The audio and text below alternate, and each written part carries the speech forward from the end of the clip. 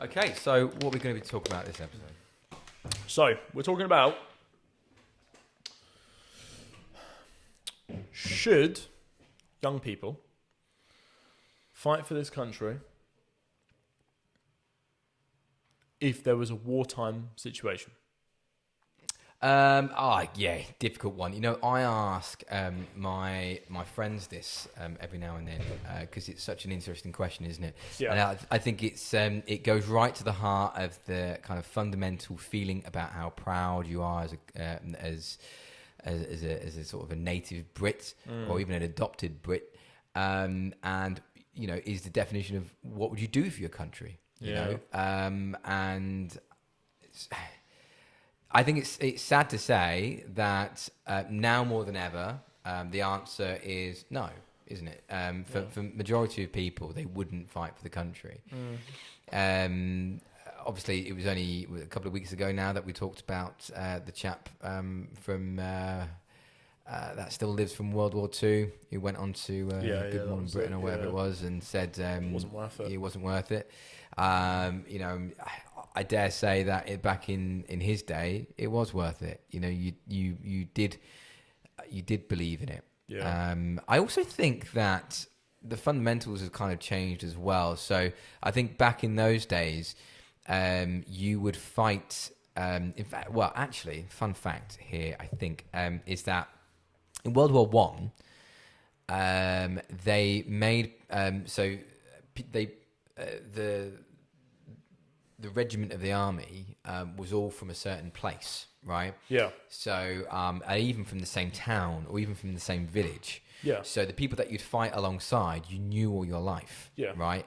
And they did that because obviously it would massively boost morale. You'd do anything for your fellow soldiermen because you know they are your literal brothers or your best friends that you've known forever. And the problem with that, of course, is that if you had like a squad wipe, right, you'd have the whole village, all the men from that village would be dead. And that happened a lot. You know, and that happened, that happened a lot. So for World War II, they changed it so you wouldn't be fighting alongside the people that you've known all your life, but you'd train together for a good couple of years or whatever, and then you go off to war. In World War II, it wasn't a couple of years. It was. It was not. No, in many cases it was because it'd still be training. They didn't just get people and go off to war. Yeah, but the training was not that long. Do you know how long the UK? Do you know how long Did you know? Here's a fun fact for you, actually. Do you know out of the normal army, not special, ignoring special forces? Yeah. Do you know what army, in terms of, and what section of the army has the longest infantry training in the world? I have no idea. Naval. Royal Marine Commandos. Oh, that was good then, wasn't it? I said naval. Oh, did you say naval? I thought you said I don't know. Yeah, Royal Marine Commandos. Yeah. Longest in the world. Yeah. But the usual army, phase one, actually, do you know what? I'll look this up. I know it's not that long. How long is phase one in the UK army? I think obviously it's 14 weeks. Okay, interesting. Yeah. So let me look up how long it was in World War II. What? Then you're fighting ready. Well, you would usually go to phase two, but in a wartime situation, I could imagine you would be. Oh, okay. How long was? I mean, I ask people this sometimes, and often the answer is no, and they would try and flee before they are forced to fight. But yeah, I mean, if it really happened, would you really have a choice? You know, and what happens if you say no? You're just going to go to prison. Because most people will go, okay, well, I'd rather go to prison than die. You know, what would you do? I'd fight. You'd fight? I don't know what to do. I mean, if you asked me a few years ago, I'd say, yeah, you fight, right? But no, you've got kids. I mean, the thing is, though, how old are you? 35. Yeah, so even if there was a call for people, you would be the last port of call. When they do conscription, typically, I remember researching this when they were talks about conscription. The first portion would be 18 to 21 year olds, right. And then it would get later and later depending on the needs. So the army in World War II was 13 weeks initially, and then went to 17 weeks, and then it went to 15 weeks. Wow! So that was from get go to war. So it's not a long time. No, fair enough. Yeah, yeah, I mean, this is a really interesting situation, and I think from what I've heard and what I've seen on the internet, you seems to be right. You know, you seem to be right in that a lot of people just don't want to. And here's the thing. Although I disagree with that, I can see both sides. A lot of the times when I disagree with things, I genuinely can't understand it. But I can fully understand it, especially for young people, right? They grew up in this country. They've seen their parents struggle. We're in a situation now where, as we've talked about in the previous podcast, where, you know, people are getting rewarded for sitting on their ass. Young people don't have the job opportunities they used to have. A lot of people, including myself, were kind of nurtured into going to university. But then during that university experience, the government turned around and go, no, too many people are going to university. Let's put investment into apprenticeships and stuff like that. So then you come out of university and suddenly you don't need a degree, right? And but before I went to university, you needed a degree to get anything, you know. And this is the situation now currently. You know, there's a backlog of people, young people, that can't get jobs, right, because of COVID mainly. You have young people that can't afford homes. We've got stagnating wages.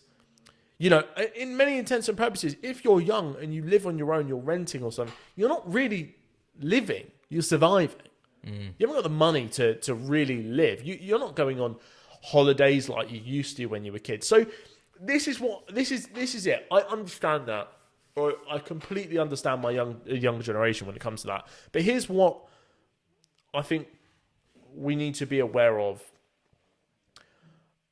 And this is what I don't think a lot of people understand. And I don't understand the full reality of this, right? But for the last, you know, since I've been alive, you know, so that's what, 24 years, we haven't really had a war that and even way beyond that, we haven't really had a war that actually threatened England. Okay? Yes, we had terrorism. But on a large scale, we had no worries of a country invading England. We have no worries about missiles raining from the sky like they did in World War II during the Blitz. You know, we haven't had that situation. Okay? When we talk about a wartime situation, when I said that, I don't mean a wartime situation as we go back to Afghanistan, we go to Pakistan, we go to Iran, Iran, a more likely one. I'm talking about a situation where we're threatened by likely Russia or China, right? In that they would invade the UK. They would bomb it till there's nothing left. They would potentially, I don't think they would, but, you know, they could nuke it if they wanted to. War. War is a situation that we're not used to. The last time we experienced proper war was what? Proper war is a horrible term. I don't mean proper war is in that, but I mean in the way that, you know, England's threatened. When was the last time that really happened? Falklands. Falklands, but mainland Britain. Yeah, well, it would be World War II, wouldn't it? So this is what other than terrorist attacks, of course. Yeah. So this is what I would say to the younger generation. You know, you although England's got a lot of problems in it, damn well does. There's no denying that. Are you willing to accept watching your family, your loved ones die, just like Ukrainians are, just what's happened in Ukraine? Well, a really interesting thing without fighting as well is how would, you know, I think to understand if you would go to war is what the next war would be, because when we think of war, we think of everything that we've seen on TV. I would say, you know, because that's all our experiences, or, you know, or playing a computer game or something like that. You know, we think of hand-to-hand combat, don't we? We think you've got a gun in your hand and you're pointing it at someone else that also has a gun in your hand and in their hand. And modern warfare might not be like that, and it may well be fought with drones a lot more. You've seen the use of drones in Ukraine has completely changed warfare, and it's really weird. It reminds me of those kind of futuristic wartime films. I can't remember. There's a few out there, but and it's the sound of a drone. You can hear zzz, whatever would send shivers down your spine, similar to maybe the sirens in of the Blitz, or something like that. It's a really funny thing how if all you're doing is sat behind a screen, right, monitoring a drone, which, let's face it, will be autonomous anyway. Are you really putting your life at danger? So, is it a case that actually, if we were to go to war, the vast requirement of the war would actually be arms? Making making the technical advances to be able to have that advanced warfare. Maybe not so much, men with guns, because if we were to go to war, then the whole of Europe would go to war. The whole of America would go to war. I know we had a discussion in the past one, but if we had an actual war, as in, I'm not talking about flirting with war. No, it would be World War III. Yeah, I'm not talking about flirting with war. I'm not talking about there's been a tragic and terrible attack, but it's confined to that, or whatever, or it's confined overseas. I'm talking about a real invasion of some sort to mainland Europe and mainland Britain, or America, one of the NATO allies, for there to be a fundamental thing where we actually have to get involved, where as such they would call us up. So what I'm saying is, in what ability would we be called up for? I don't think it's necessarily, which is what I'm saying, I don't think it's necessarily the call to arms as such, this is how you shoot a gun as such. I think it would be. I don't think we're at a point currently where, the thing is, you need to remember that, you can almost think of a war as in, when you see those strategy games. Yeah. And you have these sections of a country, these lands you need to capture. All intents and purposes, that is war. Although, and I completely agree, the war will be fought as well with drones and all sorts of technology like that, cyber. But you still think fundamentally there'll be men on the ground? I still think fundamentally there'll be men on the ground. Well, I mean, again, you could see it in Ukraine, can't you? Ukraine is a prime example of a modern day war zone. But as always, and I don't think this would change from modern day war to old war, you could say, is that ultimately the people that pay the price are civilians, right? They're always caught in the crossfire, whether it's from lack of food, lack of shelter, or just being bombed the hell out of, and it's often the civilians that die more than the actual army itself, and I doubt, and that wouldn't change. It'd be quite easy targets. And of course, we haven't talked about nukes. You can't really talk about World War III without talking about nukes. Yeah, I've got a very... Putin always says, if shit goes to the fan, I've always got nukes. And that's so have we. I mean, that's this is the problem. So have we. But we're never going to bloody use them, are we? Come on, we're never going to use them. Yeah, I think this is the thing. I do, and a lot of people disagree with me here. You might disagree with me. I think we could get through a whole world war with no nukes being used. Yeah. I think it's possible. I think it's possible to sit Putin in a room with Trump and fucking, I would say, Starmer, but he won't be there when that happens. And just turn around and say, look, right, you want war, we want war, fine, let's war. But let's just agree. no nukes. I think Russia has the power. That's so funny. Russia has the power. You know, Russia, I'm not being funny, but do you know what the biggest worry is? Not Russia. Russia is the smallest worry in your mind compared to China. Not when you consider nukes, but yeah. China I'd still be more concerned with because their technology is far greater. But you know what? I'm actually not scared of China because if you look at their history, they have no want to expand past their borders. They never have. Yeah, but I reckon they'll go in with Russia because if Russia went in, then a lot of Middle Eastern countries would then go in as well. But why would the only reason why they would sort of support each other is if it's all about Taiwan, right? So well, it's not. China, right? So China wants Taiwan, right? They consider it as part of China. Yeah. The US has told them no. Yeah, and that's the thing, right? So when the United States said we will support Taiwan, right, and we will defend Taiwan. That was all well and good 50 years ago when China had nothing, right? And they were very weak. Fast forward to now, they're extremely powerful and they're only going to get more powerful. And they are increasing their presence massively in the China Sea and all around there. They are, they're making islands from nothing. Yeah. You've seen that? Yeah. It's pretty South Korea. I mean, you can't deny it's pretty fucking cool. No, it's cool. It's horrific, but it's pretty cool. But it makes it. China are positioning themselves to one day take back Taiwan, right?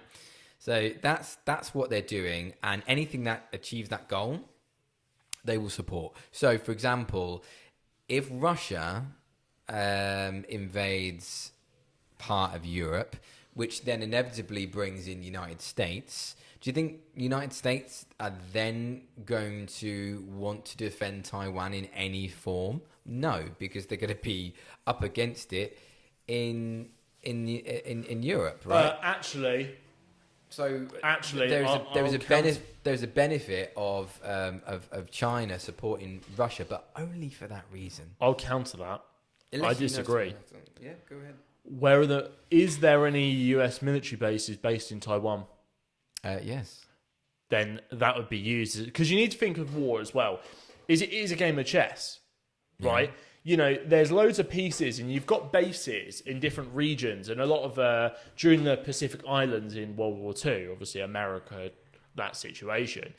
Having those bases is really important because it gives the US a place where they can launch attacks on China and on Russia. It's not World War One. It's not like I think that they will withdraw. I think they will concede. I think America have a strong enough army that they won't. I think they may well do. I think at some point they will make an agreement with China to say, okay, just like we did with Hong Kong, right? With Hong Kong, where the Brits owned it until 94, right? You're looking at me as if I don't know that. No, I knew that. I'm debating if it was the date. Well, something like that. Google it. I thought it was way more recent. More recent? No, it was like 94 or something, I thought. Anyway, and part of that was that they would have their own kind of government and... 97. 97. Well, it was more recent, but only for a few years. And part of that was that they would be an agreement that the sort of status quo, the government there would kind of be on a different ruling. And there's been a lot of difficulty between China and the UK since, because China has just completely flouted those rules gradually. But because we do so much trade with China, we've just let it go. We've just and the thing is, we're not going to do anything. Everyone knows we're not going to do anything. Hong Kong knows we're not going to do anything. So nothing's going to happen. And I think that something similar will happen with the United States and China and Taiwan. I think it's going to be something along those lines. It won't be under Trump. Trump will never. No, of course he. I don't put anything past Trump. I will say. I would think that he would say he's under a ticket, right, of not only peace but getting out of foreign wars. Okay, yeah. He could easily make the argument to the to the citizens of America and say, it's, we've been here since World War II, right? We've been in Taiwan since World War II. It's costing our economy billions and billions and billions and billions of dollars. And we've got no need to be there.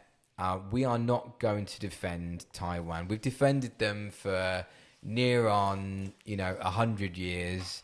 We're not going to defend them anymore. We're not the police of the world. We can't do that.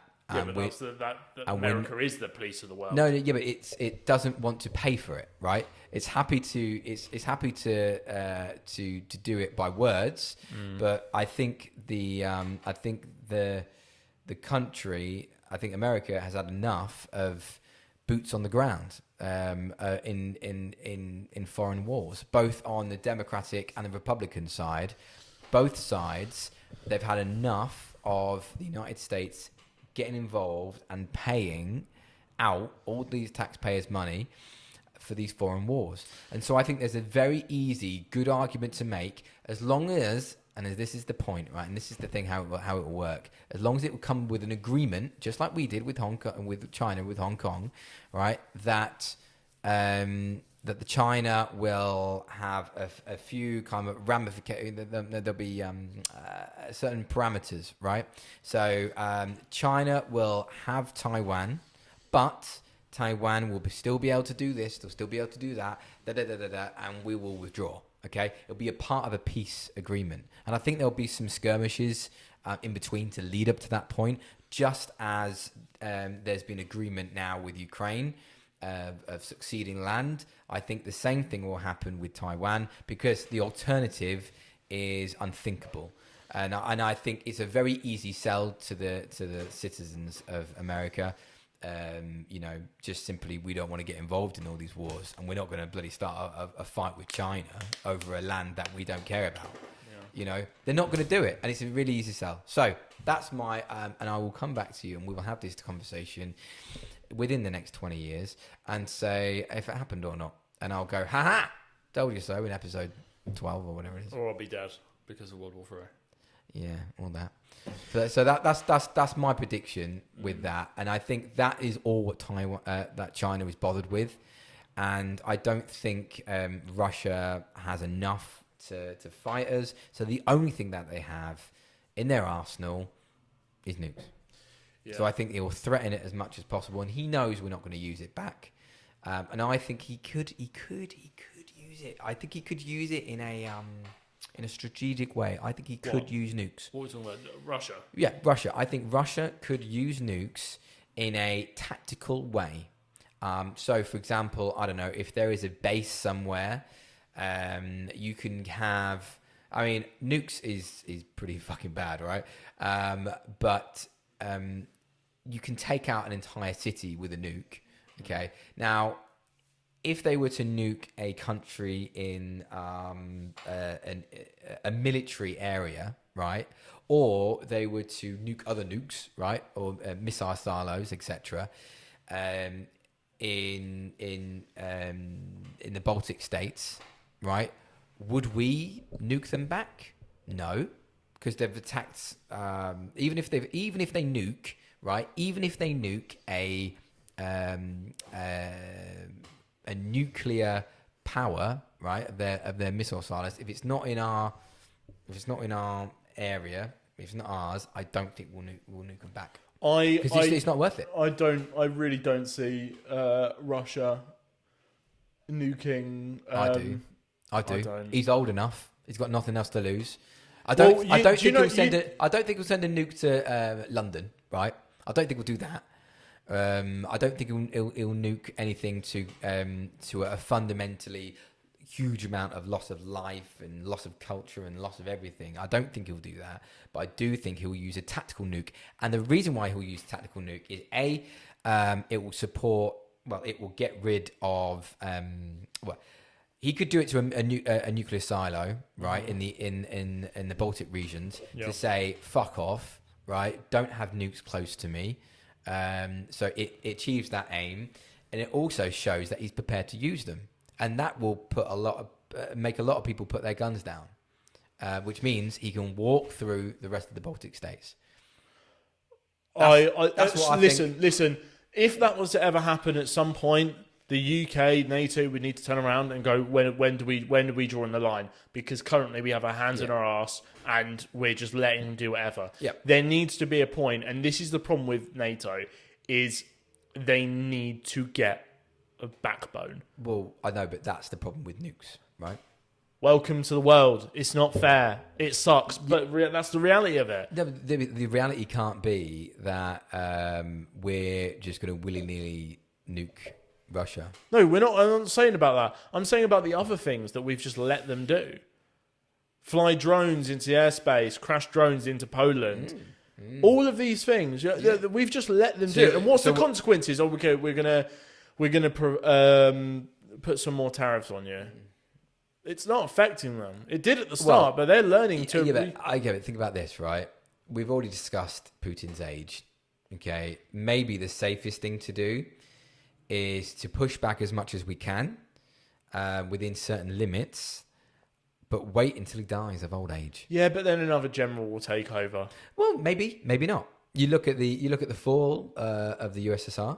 Of the whole Soviet Union. You look at the fall of that. Okay, and afterwards, they went straight into capitalism. You had McDonald's opening up in Moscow. It was fantastic. They opened up their doors. They had, and it was a fantastic time to be alive. I was only a baby at that time, but it was a fantastic time to be alive. The fall of the Berlin Wall and all that sort of thing that brought upon all this in the 90s was a fantastic beacon of hope. Okay, and I think that this would all this war footing is severely damaging the people of Russia, and if this goes on for another decade, right? I mean, it's only been going on for a couple of years, and they're already, this war footing is killing their economy. Okay, this happens for another 5, 10, 20 years. Putin will be dead, right? In 20 years, there'll be a new person taking over, and the public. You can't deny the public for that long. They will be too powerful. They would have had enough. There would be an exodus of young people going to other countries. There is right now. The exodus of young people leaving Russia is huge. They're all leaving in their drones, right? Droves. Leaving in their drones. And I think there is a good argument to say at some point there will be someone to take us. They're not backwards, right? They're not like, I don't know, these other foreign third world countries where they're all, I don't know, some of them ain't thinking too straight. This is still a European nation, right? I honestly believe once he goes, there would be a time for change, and I think. Yeah, and as well, he would have made some serious gains in that time, and maybe even put right, because after the fall of the Soviet Union, there was a bit of a sour taste, which is why I mean what's happening in Ukraine is what's from that, right? So all those Russian-speaking people that I was speaking about earlier in the last podcast in Ukraine, that still feel Russian, they feel like, where the land was carved out, that they should have been with Russia, right? And there are pockets of that around the Eastern Europe. Yeah. And once those are taken, maybe that gives them back that little bit. I mean, the reason why World War II happened was because after World War I, everyone punished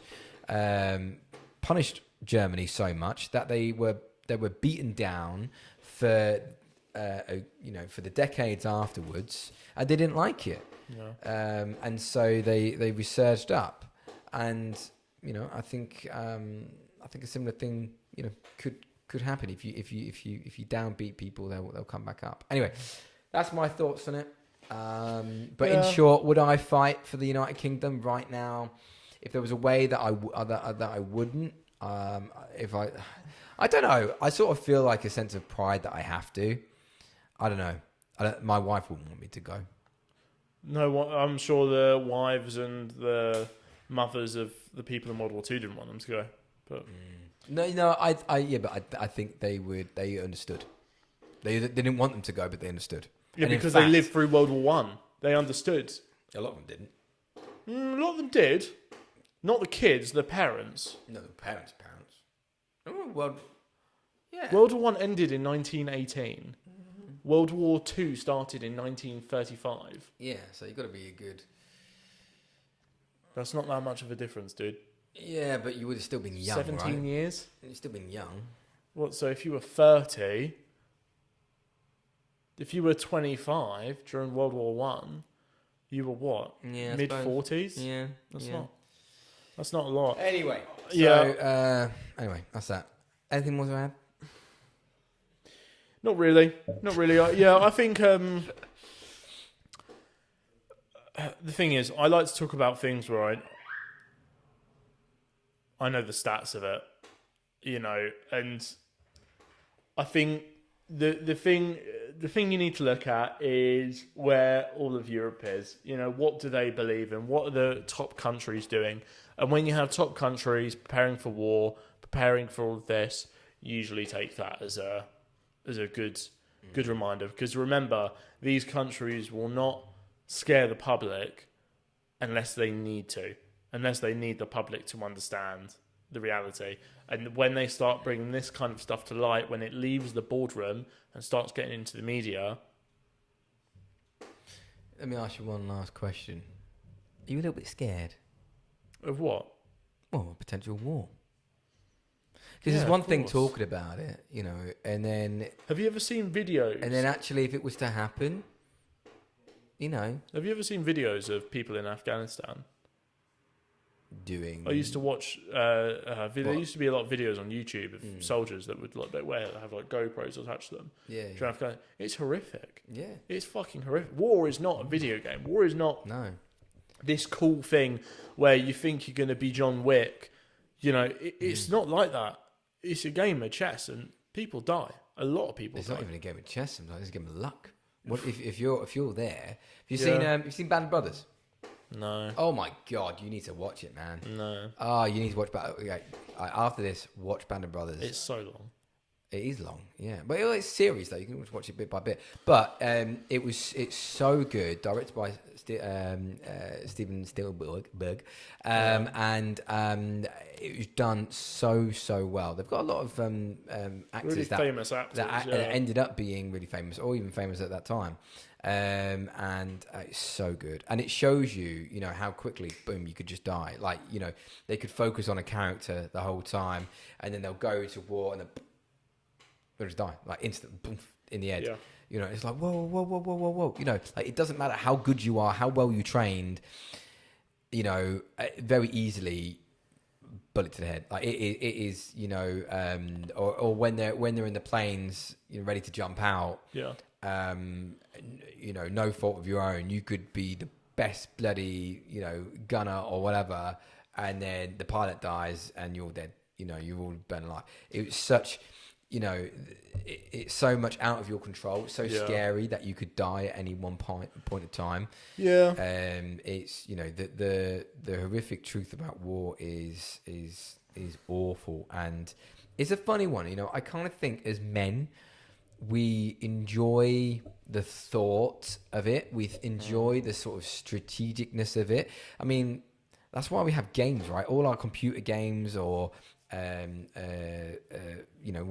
many of our top films is based around war, right? Because it's really fun to play that simulation. Yeah. But if you actually had it in real life, oh God. I mean, I think, war is... So it's fun to talk about, but if it actually happened, if we turned on the news tomorrow and it said, Russia's declared war on the UK, and the UK has automatically declared war back, and NATO therefore are now at war with Russia. And there's a big, conscript. They're asking for people to step up. This could happen in a matter of days. Yeah. At any time.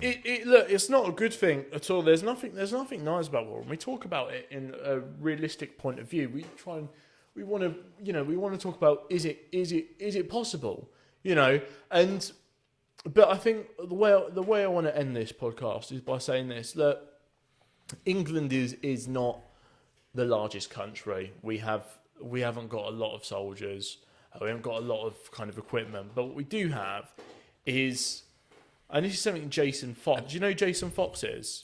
We're going to say what we do have is a very special set of skills. Yeah. Do you know who Jason Fox is? No. He was one of the guys on SAS Who Dares Wins. Right. And he was on a podcast, and he was saying that, at the end of the day, England has hundreds of years of experience in war.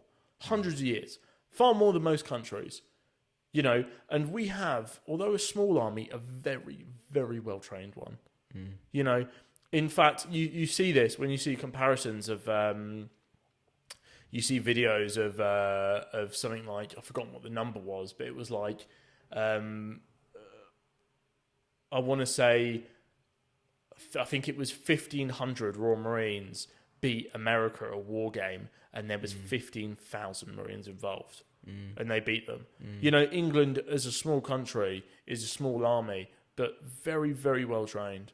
And, in that situation, I would if I would want to be fighting for any country, if I had to fight, I would probably want to be fighting for England. It's a good thing. It's an interesting point because there's not many countries that have got a history or that experience of war, and even Iraq, Afghanistan, and everything that we've got going on around the world as well, not just us, but of course the United States have got the same thing. That has given us a lot of experience. Yeah.